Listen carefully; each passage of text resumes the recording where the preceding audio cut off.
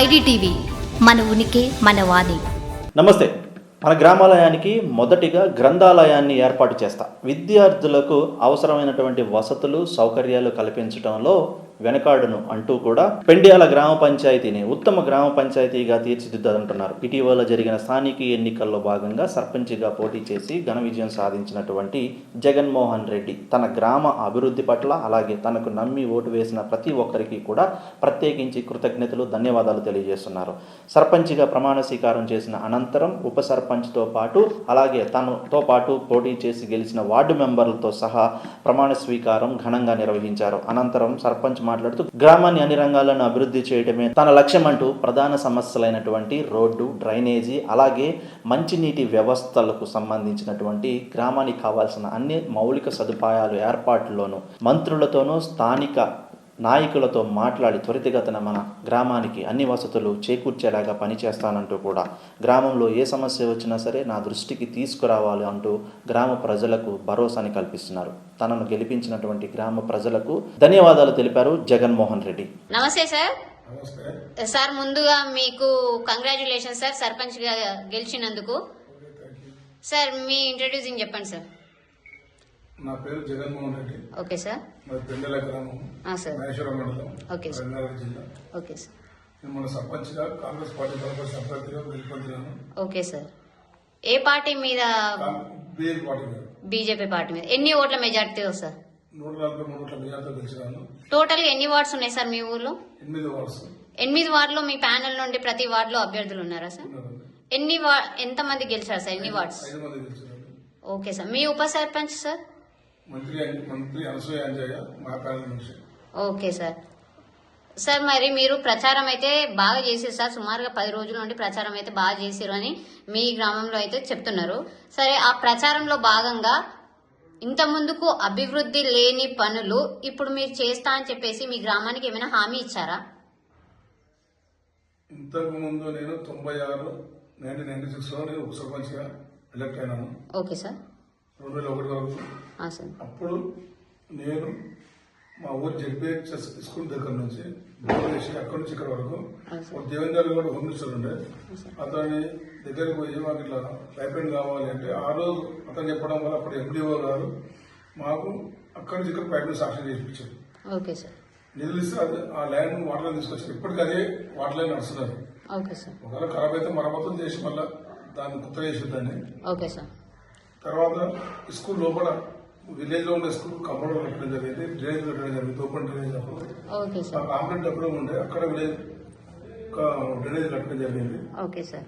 నా ఉపసర్పంచ్ దీపాడు కూడా నేను నంది కంపెనీ వాళ్ళు మాకు స్కూల్ దగ్గర జెడ్పీ స్కూల్ దగ్గర ఫిల్టర్ వాటర్ వేసారు. దానికి ఆ రోజు 50,000 కాంట్రిబ్యూషన్ ఇస్తాను.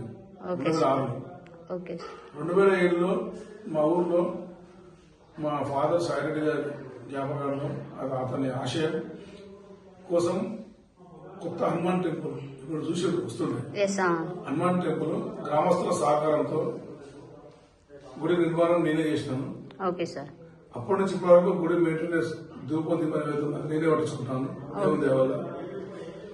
దాంతో పాటు దానికి అయ్యప్ప స్వాములు చుట్టుముడి విలేజ్ కంటే 56 మంది మినిమం 60 మంది తగ్గకుండా వేశారు. వాళ్ళందరికీ మాకు ఇక్కడ జాగా అసౌకర్యంగా ఉంది. చుట్టుముడి ఊళ్ళో వేస్తున్నాం. మాకు ఇక్కడ కట్టుకుంటాం, సన్నిధానం కట్టుకుంటాము. మాకు జాగా ఏంటి అంటే 400 గజాల జాగా ఫ్రీగా ఇచ్చి దానికి కూడా 50,000 రూపాయలు కట్టుకుని చేసినాము. దాంతో పాటు మన లాస్ట్ ఇయర్ వాటర్ ఫిల్టర్ ఖరాబ్ అయింది. 4 నెలలు నిరుపయోగం ఉన్నది. ఎవరు పట్టించుకున్నది 4 నెలలు.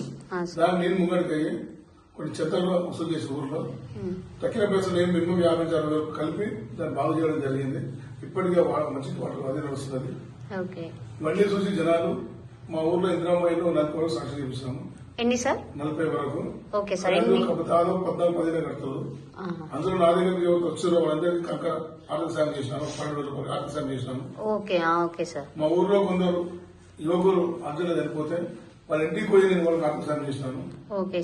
ఇవన్నీ చేసిన దానికి జనాలు నన్ను ఇతను ఏం లేకపోతే ఇవన్నీ చేశాడు, ఇతను గెలిపించడం బాగుంటుంది అని అధికారం లేనప్పుడే మాకు ఇంత ఆర్థిక సాయం ప్రతి దాంట్లో సాయం చేస్తున్నారని నమ్మకంతో వేసారండి. జనాలు నాకు ఓటేసి గెలిపించారు.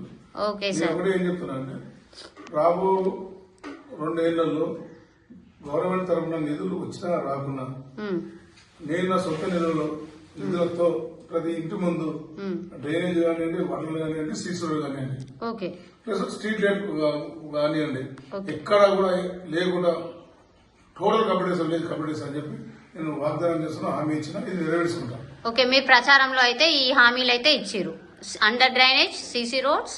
నేను జనాలు వేయలే, Okay. వస్తే చెప్పినాను అంతేగాని Okay, జనాలకు ఇవన్నీ నేను చెప్పాలి. నేను సార్ మరి ప్రచారంలో మీ వరకు ఇందిరమ్మ ఇళ్ల గురించి గానీ తెలుసు, అర్థం కాదు, విలేజ్ అంతా తెలుస్తుంది చేసి. దానిపైన ఏమైనా వ్యతిరేకత ఏమైనా వచ్చిందా? అంటే ఇన్ని ఇండ్లు శాంక్షన్ అయినాయి కదా, 14 వరకే కంప్లీట్ అయినాయి అని సపరేట్ అంటున్నారు. గా మొదలుపెట్టి ఓకే, స్టార్ట్ అయినాయి. మీతో మాకు వద్దు అంటారు కొందరు, జాగ్రత్త కొందరు అంటారు. ఓకే డబ్బులు లేక కొందరు ఉన్నారు, క్యాన్సల్ చేసుకోవాలి. ఓకే, మీ గ్రామంలో ఎవరికైనా సీఎం రిలీఫ్ ఫండ్స్ అలాంటివి ఏమైనా ఇప్పించారా సార్? చాలా మంది వచ్చినాయి. అలా ఎంత మంది వరకు ఇప్పించారు సార్ సుమారుగా? గత 2 ఇది కంప్లీషన్ ప్రాసెస్ వస్తూనే ఉన్నాయి. ఓకే, ఏమన్నా అర్హులైన వాళ్ళందరికి వస్తూనే ఉన్నాయి, ఇప్పించినారు. రొటీన్ వస్తూనే ఉన్నాయి.